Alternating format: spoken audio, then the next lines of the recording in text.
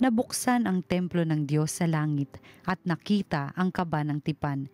Kasunod nito'y lumitaw sa langit ang isang kagilagilalas na tanda, isang babaeng nararamta ng araw at nakatungtong sa buwan. Ang ulo niya'y may koronang binubuo ng 12 bituin. Malapit na siyang manganak, kaya't napasigaw siya sa matinding sakit at hirap. Isa pang tanda ang lumitaw sa langit, isang pulang dragon na napakalaki.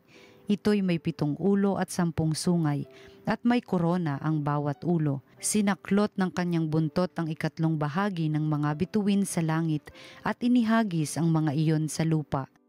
Pagkatapos ay tumayo siya sa paanan ng babaeng malapit ng manganak upang lamunin ang sanggol sa sandaling ito'y isilang. At ang babae ay nagsilang ng sanggol na lalaki. Ngunit may umagaw sa bata at dinala ito sa Diyos, sa kanyang trono.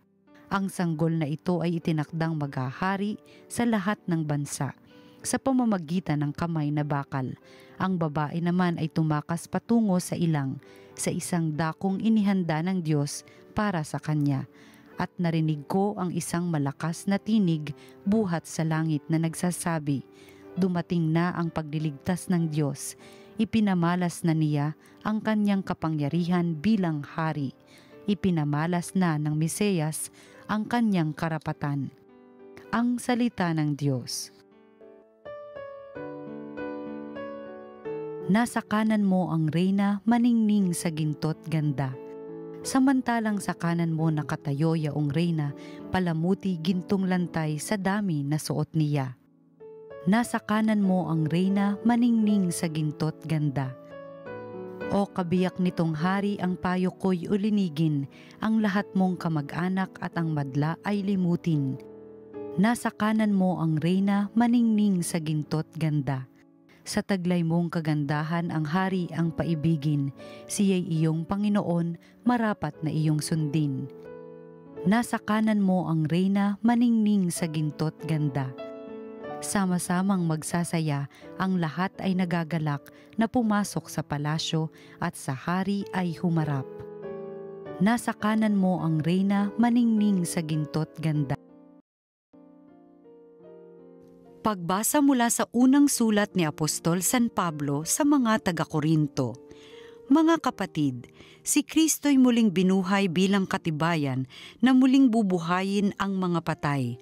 Kung paanong dumating ang kamatayan sa pamamagitan ng isang tao, gayon din naman dumating din ang muling pagkabuhay sa pamamagitan ng isang tao, sapagkat kung paanong mamamatay ang lahat dahil sa kanilang kaugnayan kay Adan, gayon din naman mabubuhay ang lahat dahil sa kanilang kaugnayan kay Kristo. Ngunit ang bawat isa'y sa kanya-kanyang takdang panahon. Si Kristo ang pinakauna sa lahat, pagkatapos ang mga kay Kristo sa panahon ng pagparito niya, at darating ang wakas, pagkatapos malupig ni Kristo ang lahat ng kaharian, pamahalaan at kapangyarihan. Ibibigay niya sa Diyos at Ama ang paghahari, sapagkat si Kristo'y dapat maghari hanggang sa malupig niya at lubusang mapasuko ang kanyang mga kaaway. Ang kahuli-hulihang kaaway na kanyang pasusukuin ay ang kamatayan. Ganito ang sinasabi ng kasulatan, ang lahat ng bagay ay lubusang pinasuko sa kanya ng Diyos. Ang salita ng Diyos. Salamat sa Diyos. Ang mabuting balita ng Panginoon ayon kay San Lucas. Si Maria ay nagmamadaling pumunta sa isang bayan sa kaburulan ng Juda. Pagdating sa bahay ni Zacarias, binati niya si Elizabeth.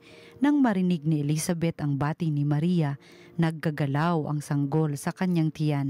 Napuspos ng Espiritu Santo si Elizabeth at buong galak na sinabi, Pinagpala ka sa mga babae at pinagpala rin ang dinadala mo sa iyong sinapupunan. Sino ako upang dalawin ng ina ng aking Panginoon?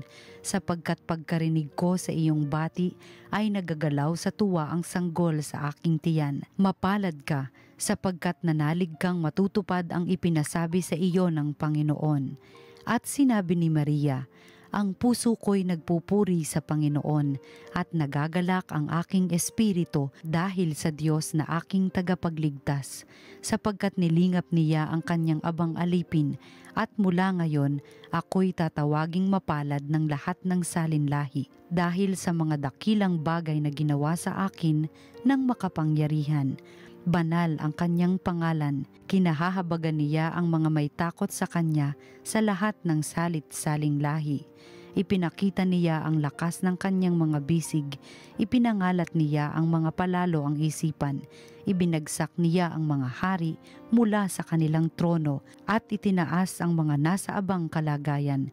Binusog niya ng mabuting bagay ang mga nagugutom at pinalayas niyang wala ni anuman ang mayayaman. Tinulungan niya ang kanyang bayang Israel bilang pagtupad sa pangako niya sa ating mga magulang, kay Abraham at sa kanyang lahi magpakailanman. Tumira si Maria kina Elizabeth ng may 3 buwan at saka umuwi. Ang mabuting balita ng Panginoon. Pinupuri ka namin, Panginoong Hesukristo.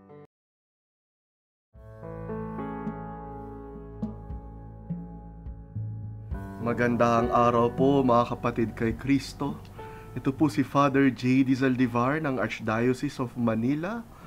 At pagnilayan po natin ngayon ang salita ng Diyos, salita ng buhay.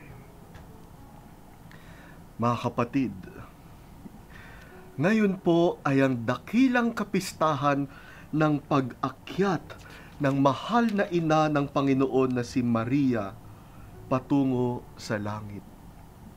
Naniniwala tayo mga Katoliko na dahil sa kalinis-linisang pagkakalihi sa Kanya, dahil nga siya ang ina ng Diyos, ang ating mahal na Birheng Maria sa pagtatapos ng kanyang paglalakbay dito sa lupa ay hindi nakaranas ng pagkaagnas sa kanyang katawan.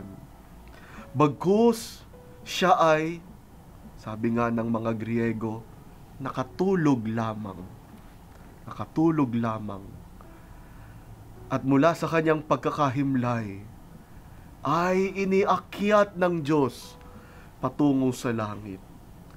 Kaya natulog lang siya at paggising niya, langit na. Yeah. Langit na. Assumption. No? Siya ay tinanggap ng langit. Tinanggap ng langit.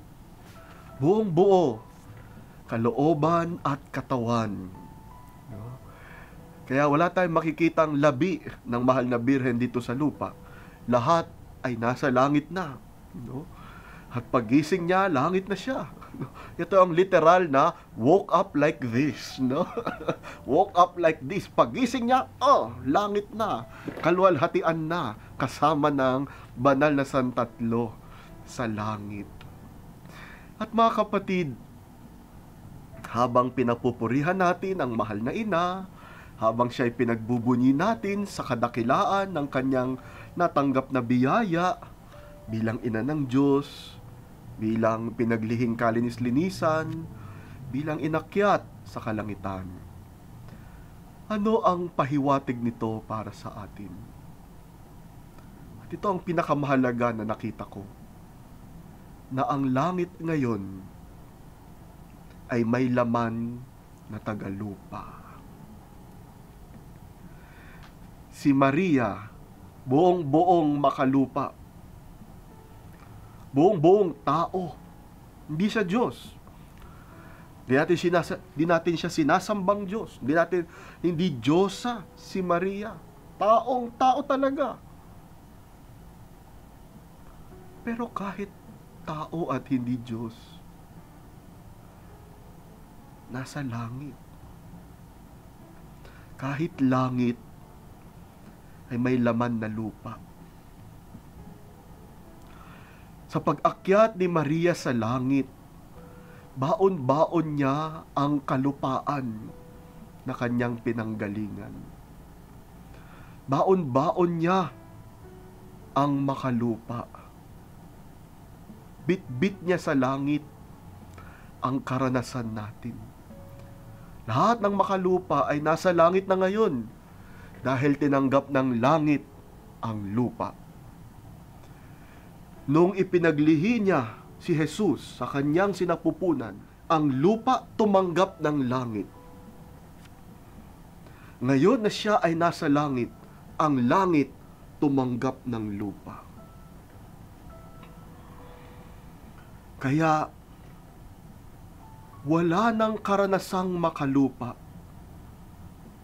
na hindi alam ng langit.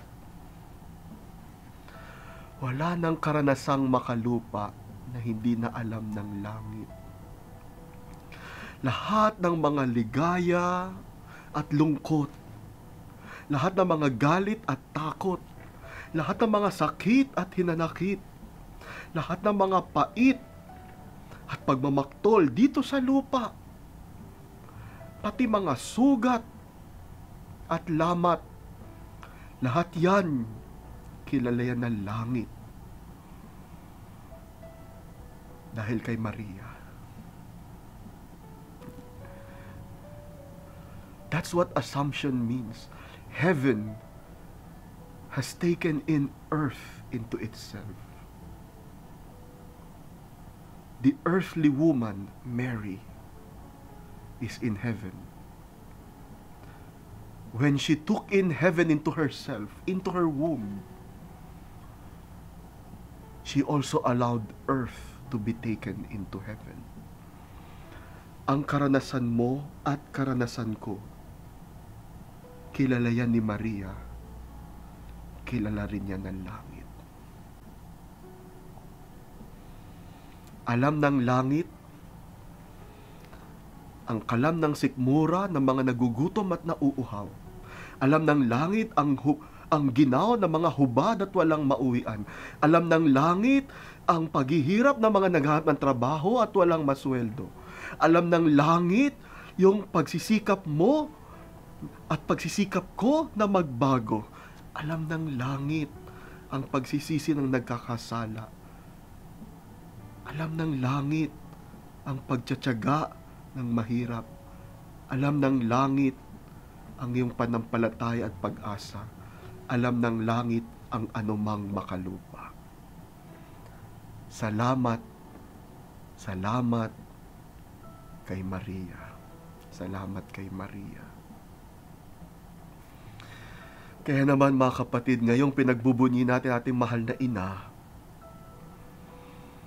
tularan natin siya.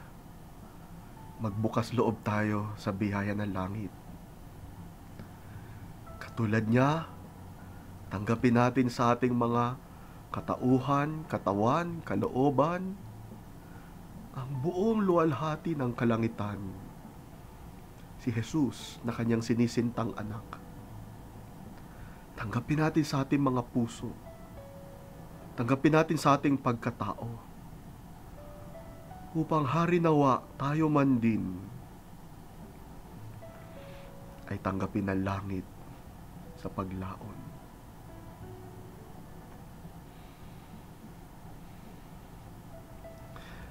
Alam niyo po,